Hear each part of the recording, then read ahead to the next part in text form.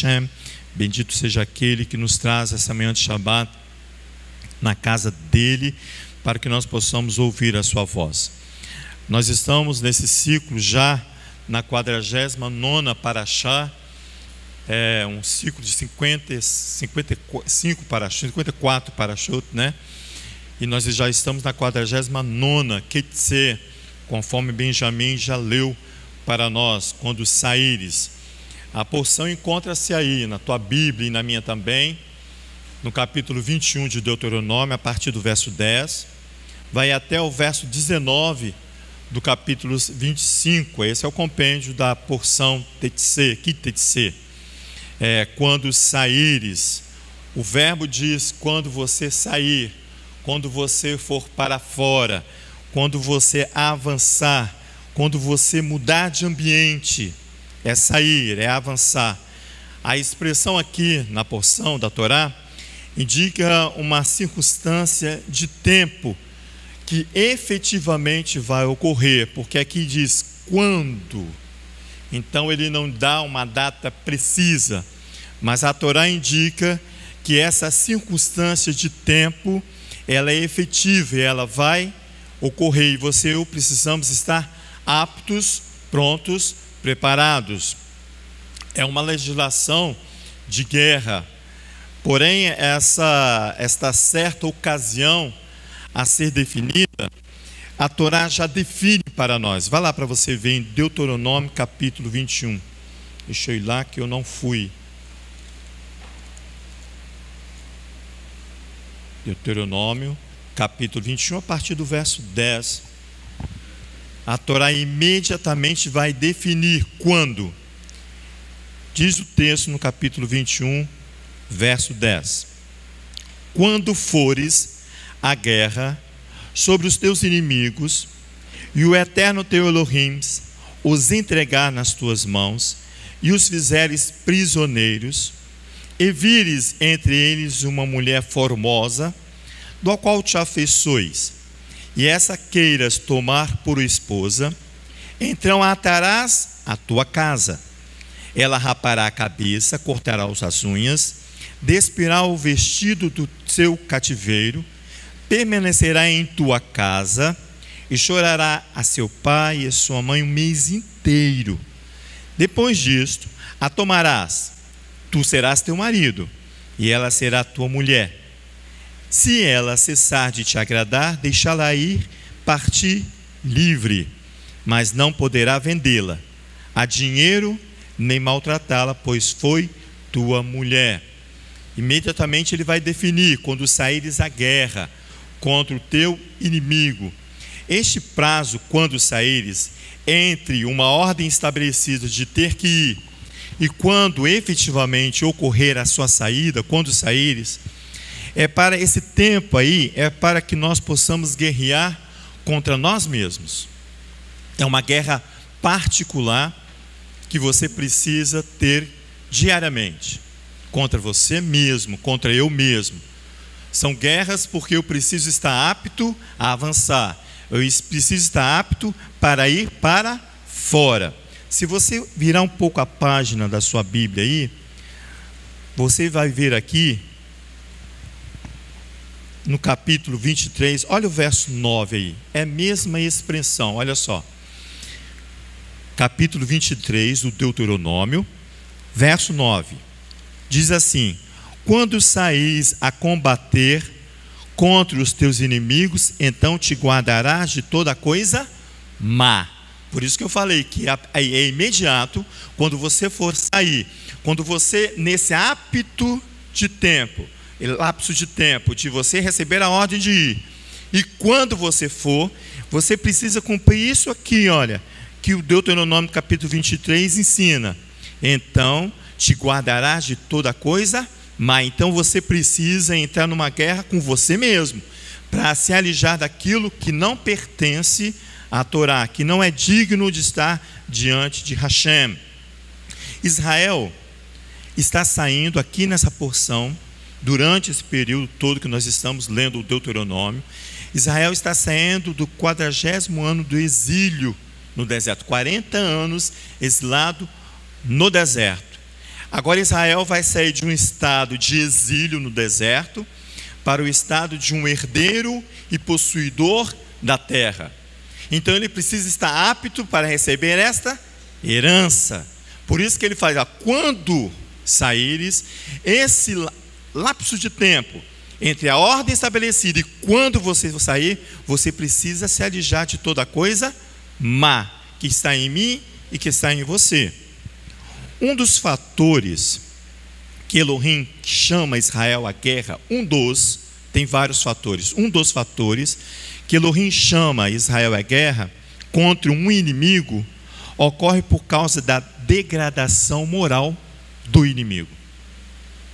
Então, um dos fatores que vai chamar a mim e você a uma guerra particular é porque há uma degradação moral em mim e em você.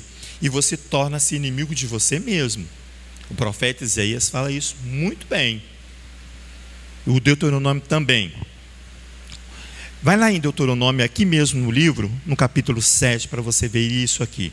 Essa degradação moral do seu inimigo vai exigir de você que você se prepare para enfrentá-lo, uma guerra, para que o mal não habite no seio de Israel, no meu seio, no seu seio e no meu seio. Capítulo de Deuteronômio, lá no verso 7, olha lá, no capítulo 7. Olha que interessante isso aqui. Até o verso 4 nós faremos a leitura. Quando o Eterno, teu Elohim, te houver introduzido na terra a qual passas a possuir, e tiver lançado de diante de ti muitas nações, está vendo? Quando é o prazo que você e eu temos de nos alijares das coisas, mas, aqui ó, passas a possuir, tiver lançado de diante de ti muitas nações, essas nações são consideradas inimigas de Israel. Olha só, diante de ti os heveus, a parte B do verso 1, os gigarzeus, os amorreus, os cananeus, os ferezeus, os heveus, os jebuseus, 7 nações mais numerosas e mais poderosas do que tu. E quando o Eterno teu Elohim as tiver dado de diante de ti totalmente, as destruirás. Não farás aliança com elas, nem terás piedade delas. Não te aparentarás com elas. Não darás tuas filhas a teus filhos.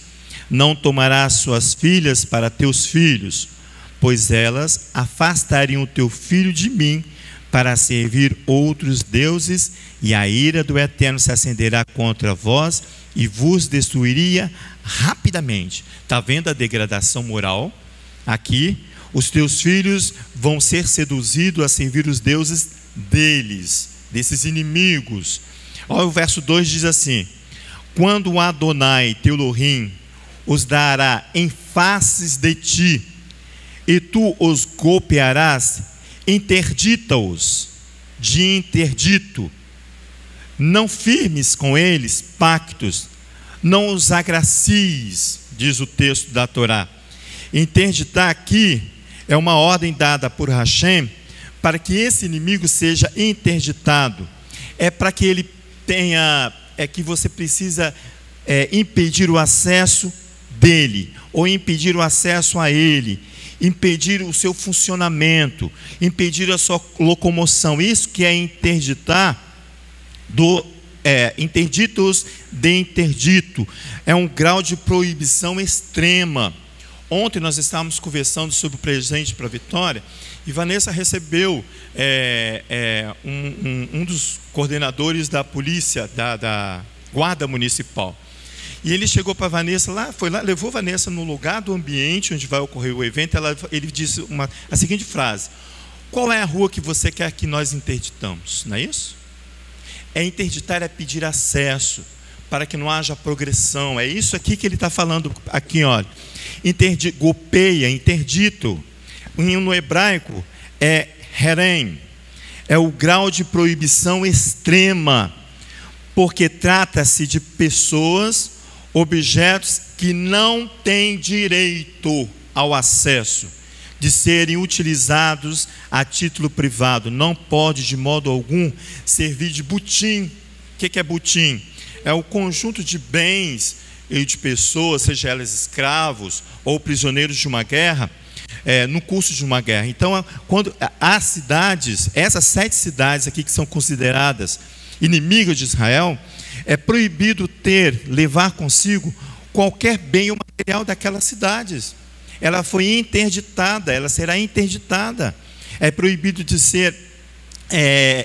você tocar nela, usar qualquer coisa dela. É proibido, está interditada. Por isso que ele fala assim, olha, tu os golpearás e interdita. Ela não tem direito, e nem você há o acesso a ela, nem tocar nela. Essa obrigação do herém está sempre ligada ao temor da contaminação. Por isso que é interdita, proíbe. Com ídolos. Por isso que nesse lapso de tempo em você ouvir a ordem de Adonai, e quando cumprires, você precisa sofrer a sua própria interdição, você mesmo, e retirar de você, alijar de você tudo que vai impedir de você ter acesso à casa de Adonai, aos atos de Adonai. Quer falar? Pode falar aí no microfone. Senão o inimigo vai lançar na sua face. Vai lançar na sua... Que você faz igual a ele. Isso, Adonai vai fazer. Então, primeiro a interdição vai tem fazer que ser com você exatamente aquilo que você deveria fazer ao seu inimigo. Nós estamos cansados de ver isso, né? Cansados, né? De ver isso. Olha ali, vai lá no Deuteronômio capítulo 20. É a porção anterior. Deuteronômio capítulo 20.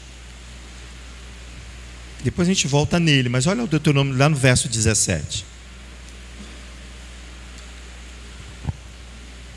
Olha aqui o herém, o grau de proibição extrema, o interditado. Ele diz assim, olha, verso 17 do capítulo 20: antes destruí-la-ás totalmente, aos heteus, aos amorreus, aos cananeus, aos ferezeus, aos leveus, aos jebuseus, como o eterno teu Elohim te mandou. Está vendo? Há uma ordem estabelecida. Olha o verso 18: para que não vos ensinem a imitar as abominações que fazem em honra de seus deuses, e venhas a pecar contra o eterno vosso Elohim.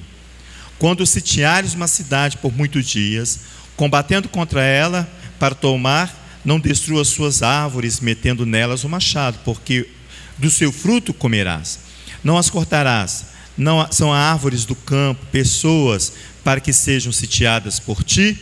Somente as árvores que souberem não serem frutíferas, poderá destruir e cortar, a fim de edificares baluartes contra a cidade, para que está em guerra contra ti, até que seja derrubada. Então fica claro que nesse lapso de tempo, nós temos uma guerra a enfrentar com nós mesmos. Léo, pode falar, pastor. Eu acredito que precisa a gente deixar claro que essa interdição conosco são coisas que nós fazíamos e que precisa verdadeiramente ser varrido da nossa vida. É uma interdição. Há cidades inteiras que são interditadas. Sim. Inteiras. E ninguém pode tocar em nada, porque pertence agora a Adonai. Porque deixa claro para eles que existem guerras. Em Números capítulo 31, Moisés faz a guerra ali e traz despojos. Sim, a autorização de despojos. Mas você está falando de uma guerra interior. Ela tem que ser varrida. Vai ser varrida. Porque a nossa casa que é o nosso coração, precisa ser habitação de Adonai. Adonai não habita em local imundo. Não habita. Ele não habita. Então, quando você transfere essa interdição para o nosso interior, ela é real e verdadeira e palpável. Baruch Hashem, real e verdadeira. Porque senão você vai enfrentar o inimigo e ele vai lançar na sua face as suas pendências, a sua falta de cuidados, em extinguir da sua vida, em retirar de dentro do seu coração tudo aquilo o qual você fazia que hoje não faz mais. Não pode fazer Eu mais. roubava, hoje eu não roubo mais. Eu prostituía, não Eu posso prostituía, hoje eu não prostituo mais. Isso, eu mentia, tem que ser não varrido. minto. Isso. Varrido, porque Tem que ser Adonai retirado, pensa totalmente que limpo. Adonai vai habitar. Isso aqui, ó. A Vai. porção traz isso aqui, Isso. no capítulo Vai. 23, que nós começamos a leitura. Nós lemos só o verso 1 do capítulo. Vai lá para você ver. No Deuteronômio 23, ali, nós lemos só o verso 9. Olha a continuidade aqui, ó. Para você ver que nós precisamos, sim, esse lapso de tempo estabelecido por Adonai, nos alijarmos dessas coisas. Porque interditar, você não pode mais tocar, você não pode mais ter acesso a essas coisas. Retire de você e de mim. Aqui, ó. Ele diz assim no verso 9: quando saíres a combater contra os teus inimigos, então te guardarás de toda coisa má. Foi isso que nós lemos. Se houver nas tuas fileiras alguém que, por motivo de poluição noturna, não tiver limpo, aquele que derramou sêmen, aqui ele está falando de uma contaminação passageira, aqui, ó, de poluição noturna, não estiver limpo, sairá para fora do acampamento, não permanecerá nele, mas ao cair da tarde, lavar-se-á com água, e em se pondo o sol, entrará no acampamento. Também terás um lugar fora do acampamento para as tuas necessidades. Entre as tuas armas terá alguma coisa com que cavar, e quando defecares, cavarás e cobrirás os teus excrementos. Por quê? Ó, o verso 14, isso que a pastora está falando, ó. Pois o Eterno, teu Elohim, anda no teu seio, no meio do teu acampamento, para te proteger, para entregar-te aos teus inimigos. Está vendo? O teu acampamento será santo, para que não veja em ti coisa indecente e se aparte de ti. Você torna inimigo de você mesmo quando você não se alija das coisas que precisa ser retirada de mim e de você. Você torna inimigo de você, porque Adonai vai contra você. Ele vai à sua frente. Como é que é? Adonai e Moisés estão de frente à casa de Peor. É isso mesmo, ele está de frente para a casa de Peor. É aqui, ó. O teu acampamento será santo, para que não veja em ti coisa indecente. O seu acampamento é o seu coração que Adonai precisa habitar, e ele precisa estar limpo, porque nós aprendemos na porção, é preciso sempre trazer a porção interior. Na porção anterior, o que nós aprendemos? Que você não pode construir um altar de Adonai junto com um altar de ídolo. Isso é violência contra Adonai. Isso é violência contra Adonai. Mas aqui, há essa questão aqui da mulher cativa. Ela entra naquela legislação que você pode, numa guerra, tomar os seus bens, ou os cativos ali estão. Aqui está falando assim, olha, vai lá no capítulo 20, novamente. Isso, aqui ele vai dar essa autorização. Aqui o capítulo 20 é a mobilização para a guerra. Observe que essa mobilização, ela vai começar sendo ouvida pelo sacerdote, e não sendo ouvida por um comandante do exército, mas um sacerdote vai adiante do exército, por causa das questões particulares que eu trago e você também traga, e pode causar dano quando nós sairmos à guerra. Eu sei que o Eterno está falando isso porque nós vamos sair, nós vamos à guerra. Nós já temos as nossas guerras diárias, né? Todos os dias. Mas tem uma guerra específica que Adonai estabelece para nós, como associação e como casa Rehovot. Capítulo 20 diz assim, olha: quando saíres à batalha contra os teus inimigos, aqui o termo da batalha, e na porção está guerra. Mas se você for na Torá, no original é o mesmo termo, tá? Ele diz assim: quando saíres à batalha contra os teus inimigos, eles cavalos, carros, exército mais poderoso do que teu, não os temerás, porque o Eterno teu Elohim te tirou da terra do Egito, que está contigo. Quando vos achegares ao combate, o sacerdote, está vendo? Se adiantará e falará ao povo. Ele não é só uma guerra física, há uma guerra espiritual ela é a primeira, precisa ser travada. Por isso que eu, antes de sair, eu preciso tentar em guerra comigo mesmo, porque é uma guerra espiritual. Aqui, ó, quando vos achegarem, verso 2, ao combate, o sacerdote se adiantará e falará a quem? Ao povo, dizendo: ouve Israel, chamar Israel, hoje vos achegareis ao combate contra os vossos inimigos, que não desfaleça o vosso coração, não temais, nem tremais, nem vos aterrorizeis diante deles, pois o eterno vosso Elohim é que vai convosco a combater contra os vossos inimigos para salvar-vos. Ora, como é que Adonai possa ir comigo se em meu coração há um altar imenso de idolatria? E a Torá proíbe eu levantar um altar junto ao altar de Adonai. Como é que Adonai vai comigo se há em mim coisas que eu preciso retirar imediatamente? Eu estou falando para mim, é conosco, para aquele que está na internet, para aquele que está vindo aqui pela primeira vez. Somos todos arrolados aqui, ó. Verso 4, pois o eterno vosso Elohim é que vai convosco a combater contra os vossos inimigos para salvar-vos. Então, aí entram os oficiais, está vendo? Dirão ao povo: qual é o homem que construiu uma casa nova e ainda não inaugurou? Ele vai começar a separar aquele que está apto para o combate físico. Primeiro veio o sacerdote. Olha, Adonai vai convosco, então há uma preeminência que eu preciso tirar de mim o altar de idolatria que há no meu coração. Ok, o sacerdote tem um aviso dele, muito bem dado. Agora vem aqui o oficial e diz agora: aqueles que não têm qualificação física. Ele vai eleger algumas aqui, olha. Qual é um homem, parte B do verso 5, que construiu uma casa nova e ainda não inaugurou? Volta para sua casa, para que não morra no combate, o outro homem a receba. Qual é o homem que plantou uma vinha e ainda não desfrutou? Volte para sua casa, para que não morra em combate e o outro venha a desfrutá-la. Qual é o homem que prometeu casamento a alguma mulher e ainda não desposou? Volte para a sua casa, para que não morra no combate e o outro homem a receba. E os oficiais continuarão a dizer ao povo: qual é o homem medroso, de coração desfalecido?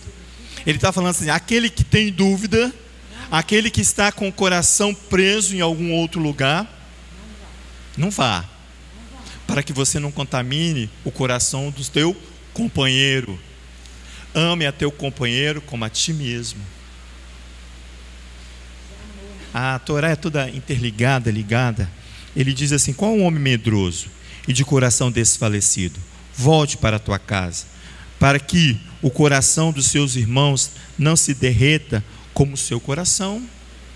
Interessante que esse tema aqui, para derreta seu coração, é o mesmo termo usado quando ali é para entrar na terra e os espias vêm com péssima notícia. Ele lembra desse texto?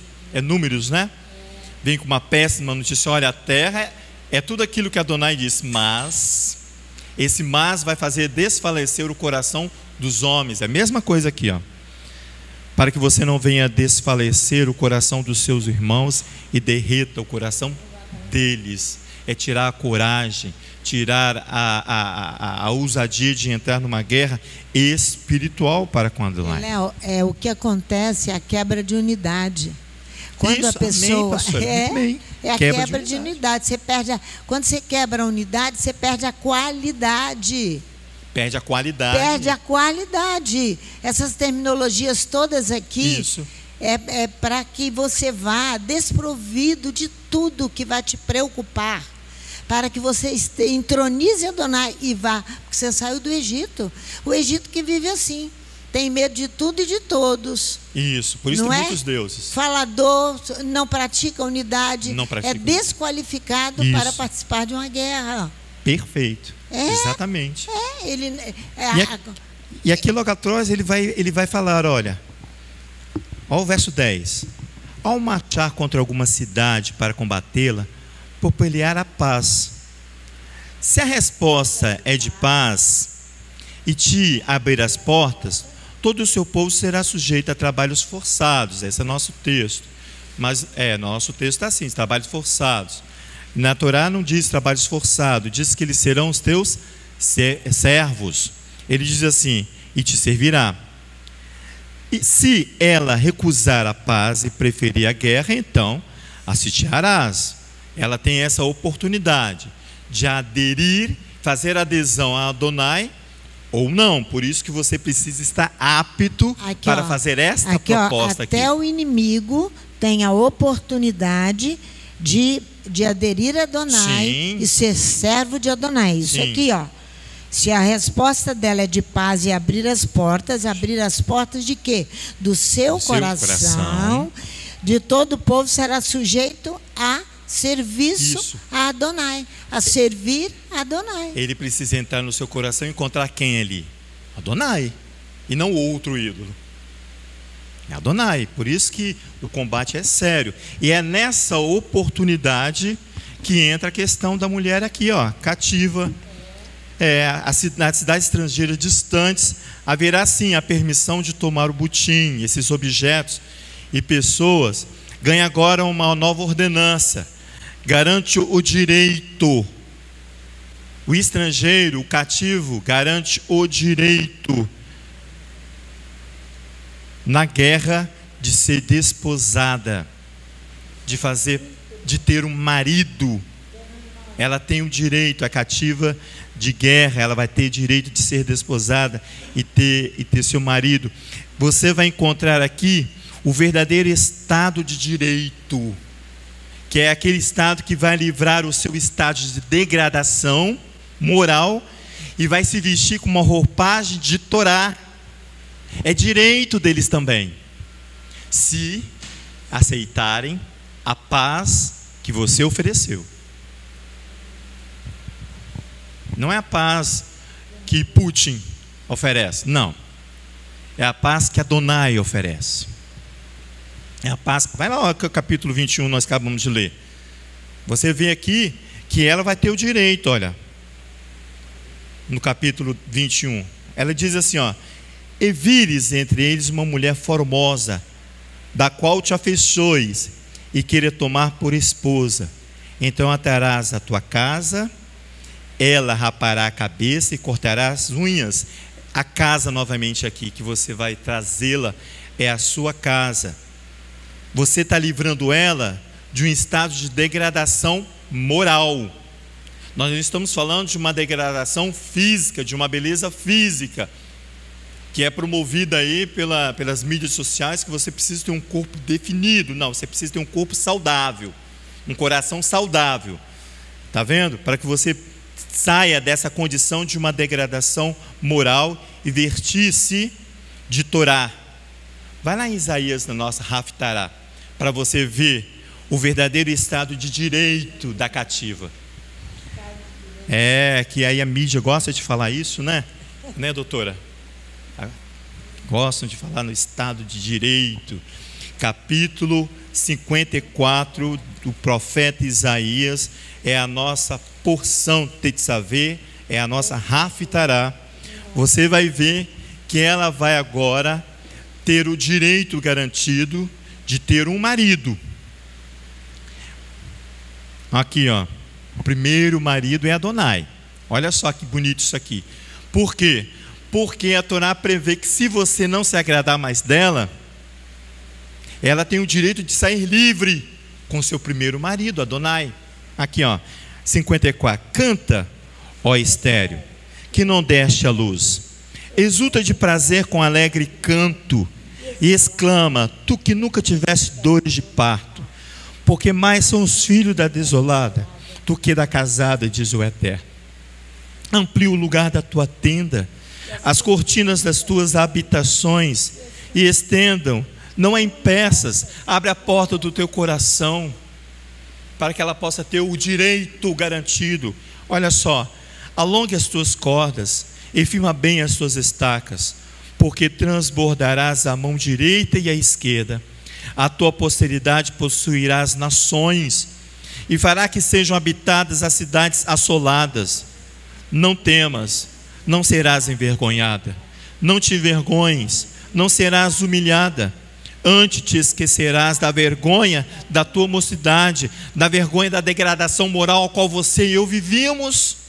Mas agora nós adquirimos direito pela Torá aqui, ó. Não te lembrarás mais do opróprio da tua viuvez, pois o teu Criador é o teu marido. Está vendo? É o primeiro amor que ela precisa ter. O Eterno dos Exércitos é o seu nome, o Santo de Israel, o seu Redentor. Ele será chamado Elohim de toda a terra. Lindo demais isso aqui. Então, quando ele a vires e não mais a desejares, Adonai é o seu marido e ela sairá livre, diz a Torá. Livre. Uma condição, está vendo como mudou de condição?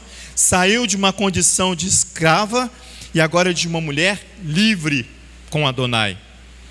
Para o homem que tomou a cativa, o combatente, né? Ele é o combatente, ele está em guerra, vai presenciar o seu objeto de desejo, porque diz assim que ele diz que era uma mulher de boa aparência, a mulher cativa, não é?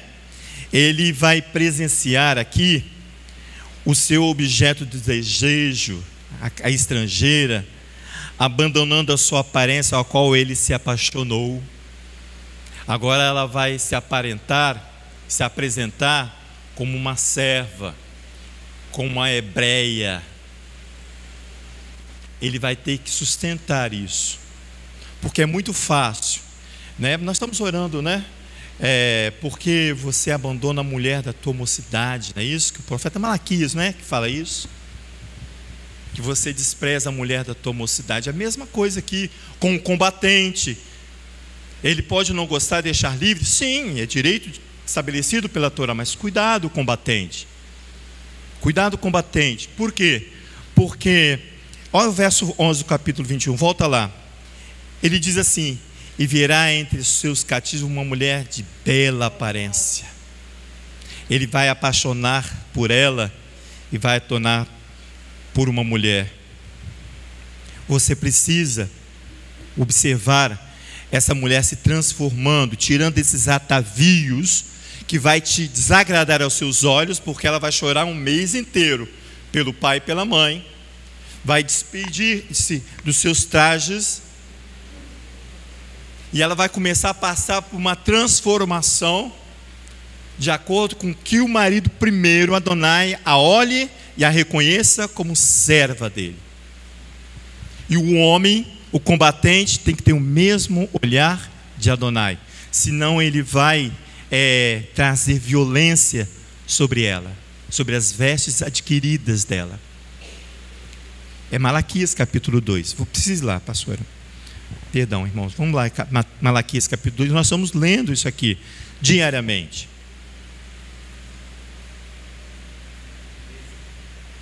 Capítulo 2 do profeta Malaquias.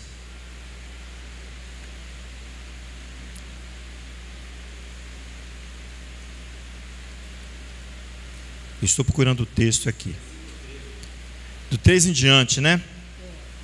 Vamos ao 3 em diante. Diz assim, ó: ainda fazeis isto: cobris o altar do Eterno de lágrimas, de choros, de gemidos, de sorte que ele já não olha para a oferta, nem para a aceita com prazer da vossa mão.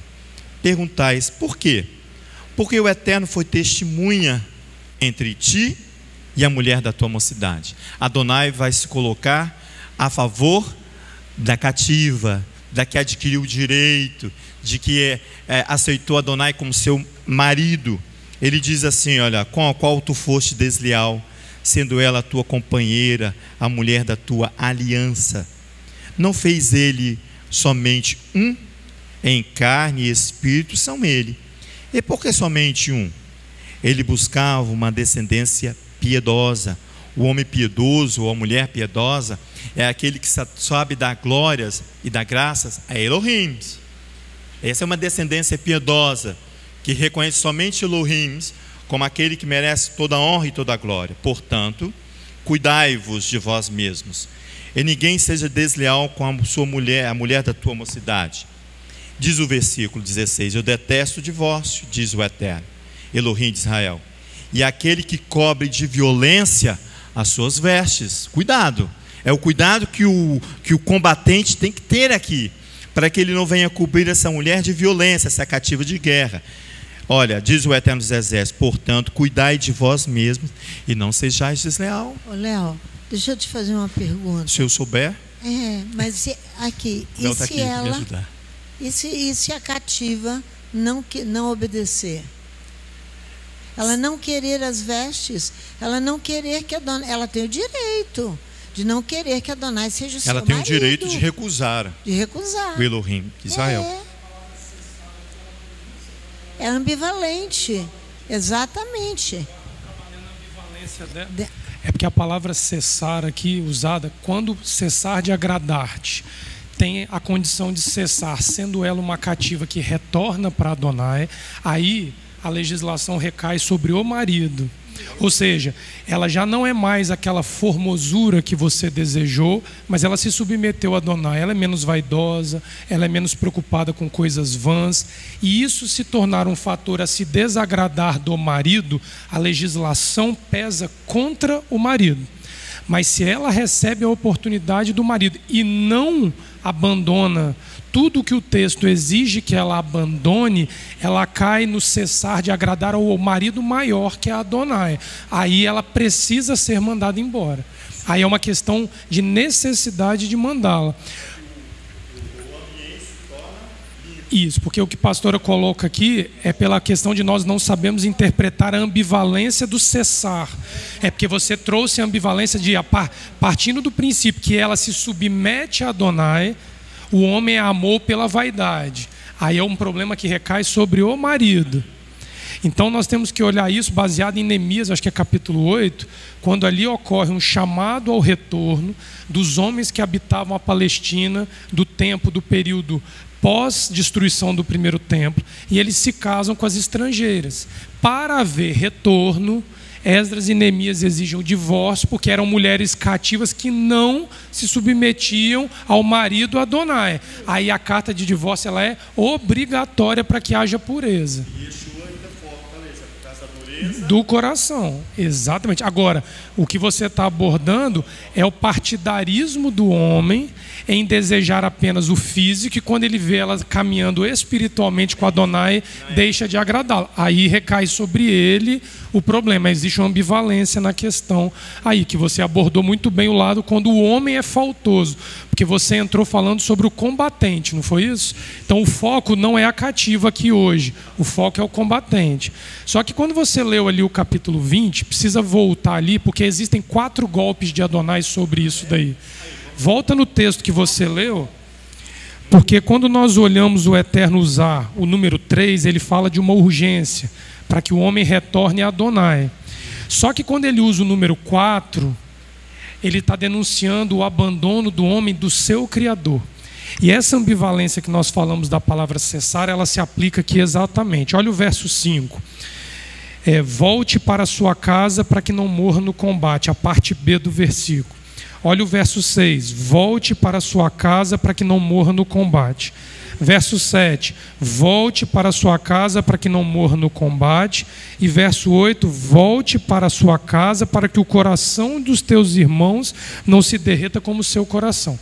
O golpe final aqui é quando você prejudica o teu irmão com a escolha errada que você faz. Mas aonde que está o problema? O verbo voltar aqui, Leomar, ele é ambivalente. Nós aprendemos isso essa semana. Porque voltar no hebraico é a tradução equivocada de converter-se. Onde tem lá, converterás o teu coração, é o verbo shuv, de retorno. Nós estamos agora diante do Shabbat Shuvah, entre Rosh Hashanah e Yom Kippur, que é um retorno para Adonai. Quando você usa a palavra que volte, toda vez que a palavra retorno tiver o sentido sagrado de retorno, ela vai estar acompanhada para a Torá ou para Adonai no contexto do texto. Toda vez que não estiver a palavra Adonai ou a palavra Torá, e estiver a palavra casa ou qualquer outro contexto similar, é um chamado abandono do caminho de Adonai. Aqui é o sentido maior da palavra que nós começamos a ouvir semana passada, que é a apostasia. Porque quando você está diante de um combate ordenado por Adonai e você é convidado a voltar à sua casa, a palavra casa, ela precisa ser enxergada num contexto amplo. Beit, casa. Ela é uma habitação permanente, ela é uma habitação temporária, ela pode ser um local de reunião para adorar Adonai, mas ela pode ser a sua masmorra, no hebraico, ela pode ser um calabouço, ela pode ser a casa da sua família. Então, quem está diante do fronte de combate, convocado por Adonai, e tem alguma dessas 4 características que o sacerdote vai dizer, volte para casa, é porque o sacerdote esquadrinhou o teu coração e viu que você não tem condições de deixar esta casa, este afeto todo que você tem por questões humanas, e retornar para Adonai. Aí aqui você retorna para você mesmo. Então o verbo chuv, na sua variação mechuvá, significa apostatar. O texto aqui no capítulo 20 está falando de ser apóstata. Léo, que é o problema que você colocou para nós aqui com o verbo cessar, quando ou o homem apostata ou a cativa apostata, dependendo da decisão que você toma. Léo, por isso que esse assunto pode falar publicamente, ele precisa voltar a estudar na Torá, e nós estamos dentro dos textos que nos permitem isso. Por quê? Porque foi-se criada uma doutrina de apostasia pela igreja cristã, pelo cristianismo.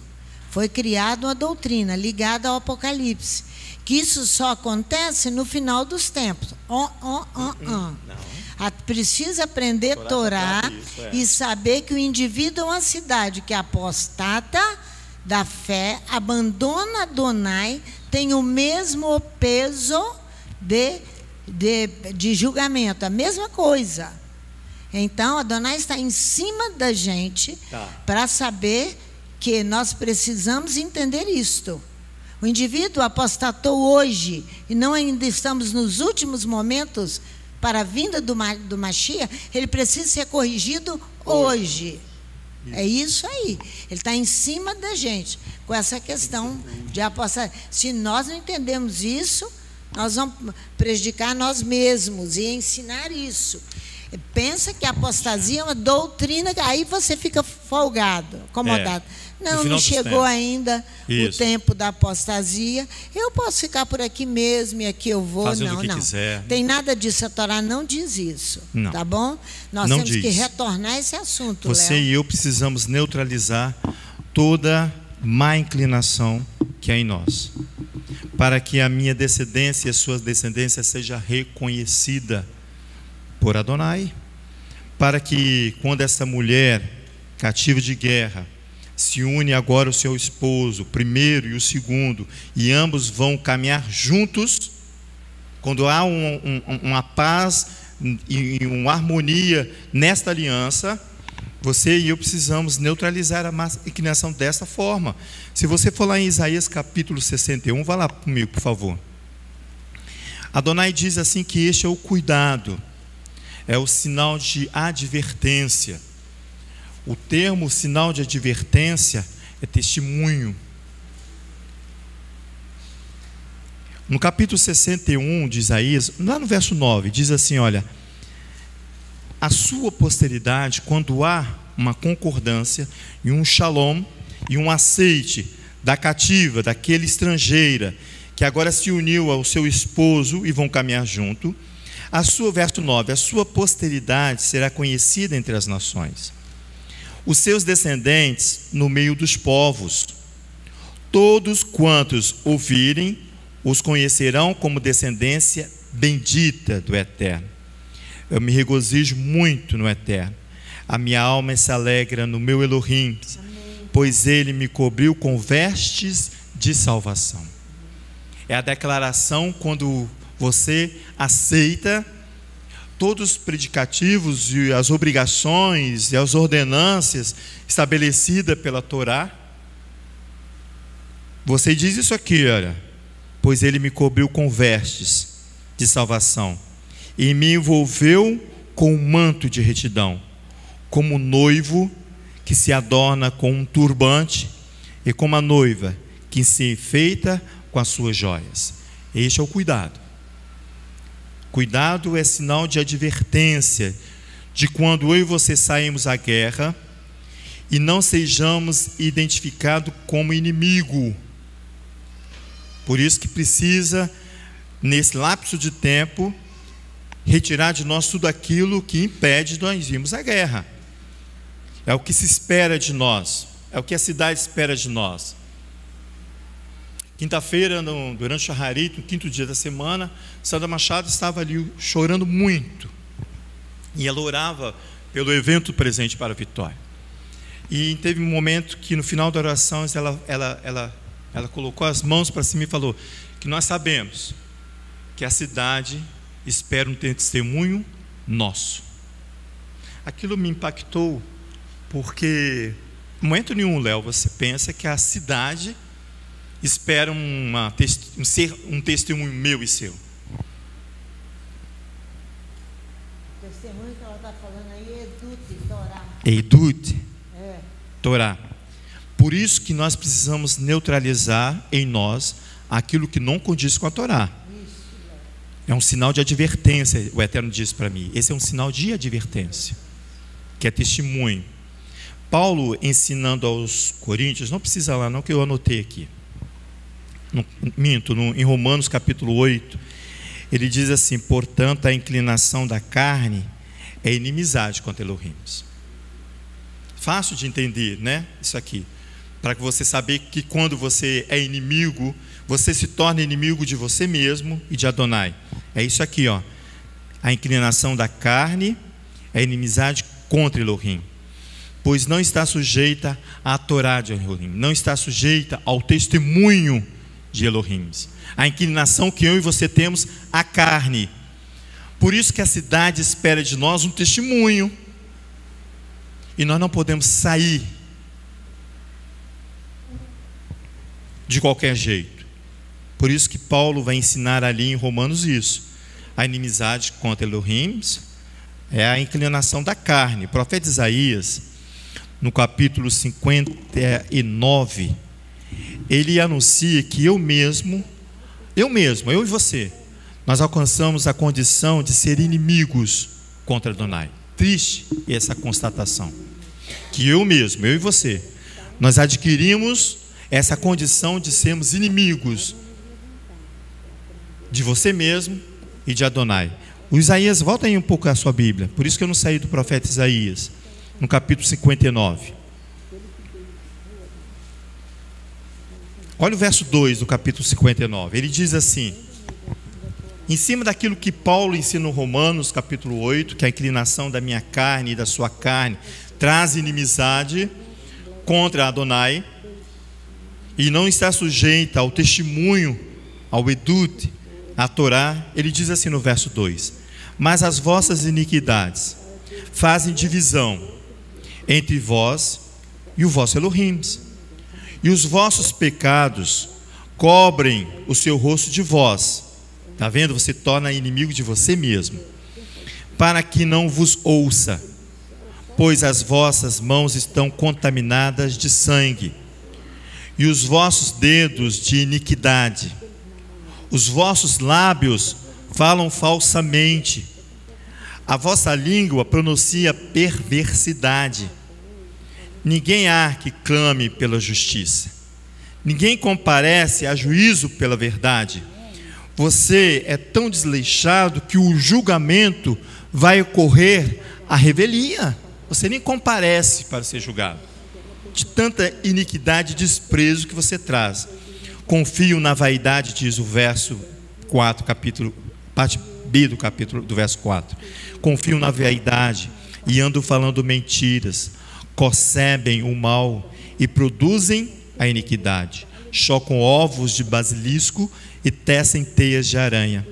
Aquele que comer os ovos deles morrerá.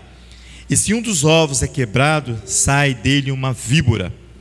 As suas teias não prestam para vestes. Está vendo?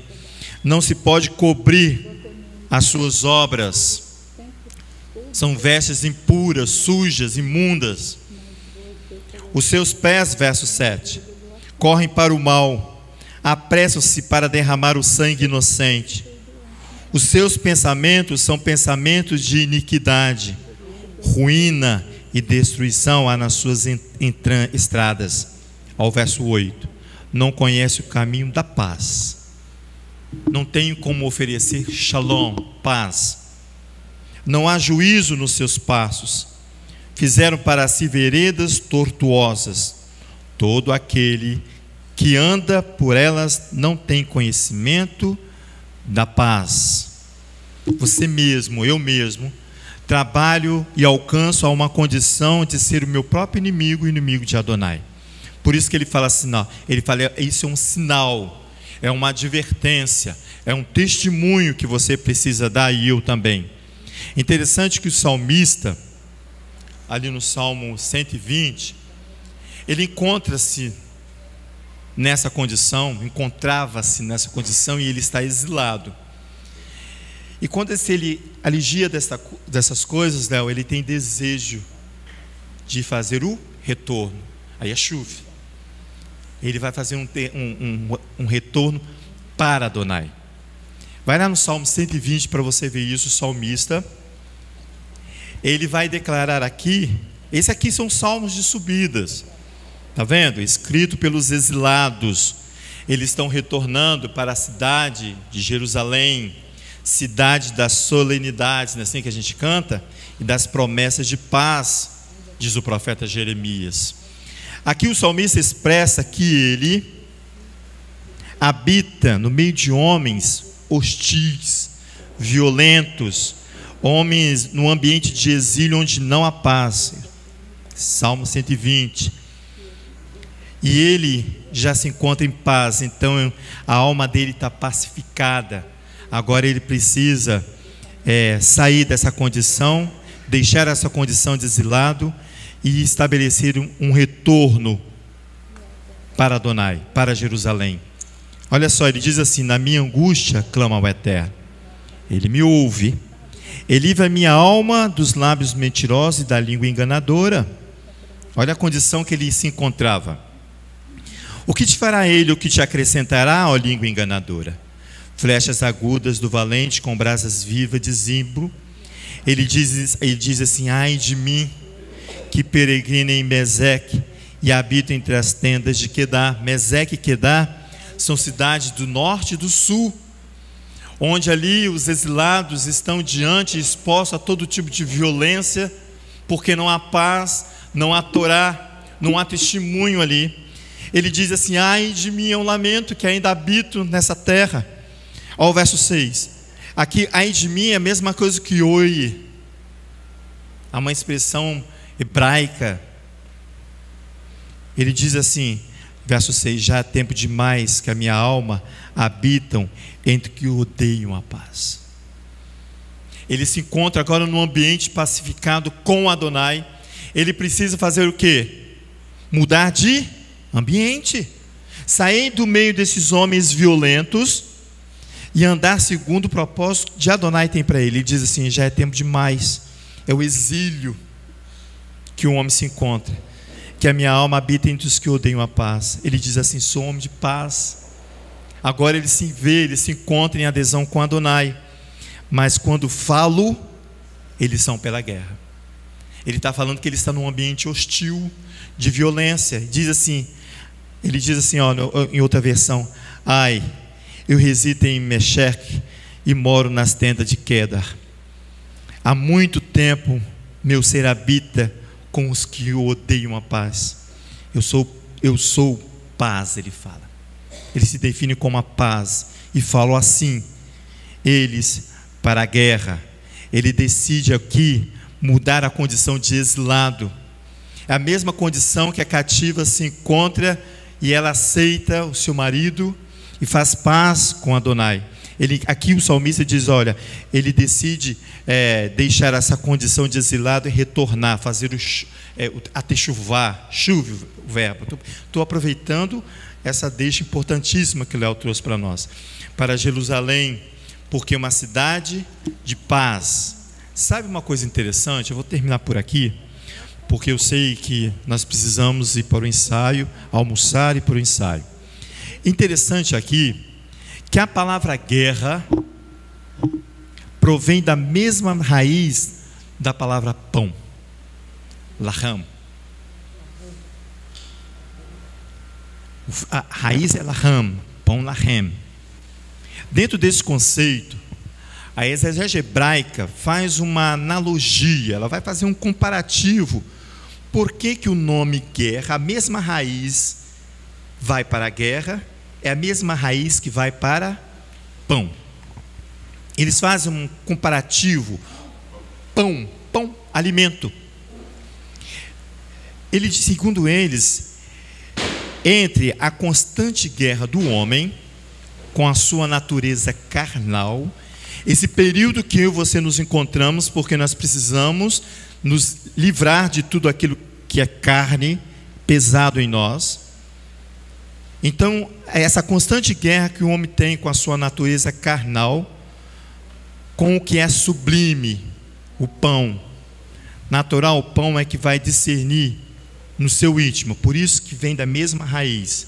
Ao mesmo tempo que eu estou numa guerra íntima do meu ser, da minha natureza carnal, eu tenho um pão que vai me alimentar, o pão que vai discernir se eu estou apto ou não para a guerra. Por isso que elas vêm das mesmas raízes. No Deuteronômio no Êxodo 16, quando Israel fala bem assim, eu estou farto desse fastio pão, é isso aqui, eu desprezo do alimento. Eu não quero mais esse fastio pão, porque o pão está ali para ver se eu e você andamos ou não, segundo o testemunho que Adonai estabeleceu para mim e para você. Por isso que é o cuidado com o seu coração. O pão, ele é Pode falar, pastor, fique à vontade. É Um antídoto, um veneno, na comida, que é a farinha. Fala no microfone, pastora, para quem está em casa ouvir. o pão, diz o profeta Eliseu, que ele é um antídoto contra o veneno na Isso. comida. Se você comer uma comida venenosa, errada, que um ensino errado, você só com o pão verdadeiro, que é a palavra de Adonai, você neutraliza o veneno Baruch que você Hashem. comeu. Amém. É isso que diz a Bíblia. Você tem condições de neutralizar com o pão. Com o pão. Baruch Hashem. Um Deuteronômio capítulo 8, no verso 3, ele fala bem assim: ele te violentou, ele te deixou faminto, depois ele te alimentou com um maná que não conhecias e que teus pais não conheciam, a fim de te fazer conhecer que o humano não vive só de pão. O humano, ele está falando de um pão físico. O humano vive de tudo que sai da boca de Adonai. É o pão espiritual que vai neutralizar qualquer guerra que você tem contra a sua natureza carnal. Você sabe que eu lembrei que quando no início do Shabat, Léo, nós erguemos ali o pão e fazemos a bênção do pão, nós proclamamos que nós conseguimos vencer as nossas guerras durante uma semana. Você sabe que você vive guerras durante uma semana. Você vai para um ambiente hostil, você é humilhado, você é desprezado. Quando você faz para Adonai, isso bate e volta, porque você precisa se manter em pé, mesmo com o corpo físico, às vezes cambaleando. Vocês precisam vir aqui no final do dia, no final do dia desta casa. Você precisa ver, para você ver os trabalhadores da casa, o abatimento físico, porque é um combate diário que nós temos. Um combate diário. Chega aqui 5h30 para você ver os nossos trabalhadores com esse semblante. Aí quando você ergue o pão no Kabbalat Shabbat e abençoa o pão, você está dizendo para o mundo espiritual: olha, eu consegui vencer as minhas guerras nessa semana. Mais uma semana eu consegui vencer a guerra. Isso começa antes quando você separa aquela porção da eira, começa lá atrás. Quando você separa a porção da eira, Léo, tem uma benção. Eu não sabe disso. Tem uma benção. E no final da benção diz assim: eis a ralá. Ela deixou de ser um pão comum, físico. Esse pão aqui que ele diz assim, olha, que Adonai diz lá em Deuteronômio capítulo 2, os seus pais não conheciam, ele te deu um pão, e diz assim, não só de pão vive um homem. Aquela massa deixa de ser um pão físico e passa a ser uma ralá, que traz nela, embutido, uma cura do Shabat. A cura do Shabat que Yeshua curou ali, é a mesma cura, o Lahem, o pão, que vai curar, conforme diz o profeta Eliseu, perdão. Que nós possamos ter a consciência que nós precisamos nos alijar das coisas más, nos preparar, porque ter de ser é sair, irmos à guerra. Nós vamos voltar à tarde para falar um pouco mais sobre essa questão do testemunho. A cidade aguarda o nosso testemunho, mas nós precisamos sair. Amém? Eterno, muito obrigado, porque as porções da Tua Palavra, as porções da Torá nos acompanhem. Seja conosco, ó Pai, em tudo aquilo que nós precisamos fazer. Seja conosco, ó Pai, durante toda essa tarde, na meditação da Tua Palavra, no exercício de cidadania que nós precisamos praticar com nós mesmos, com essa cidade, para que nós possamos ser cumpridores de Tua Torá. Cuida, protege, guarda, ensina, conduz-nos neste Shabat. Em nome de Yeshua, o Messias. Amém.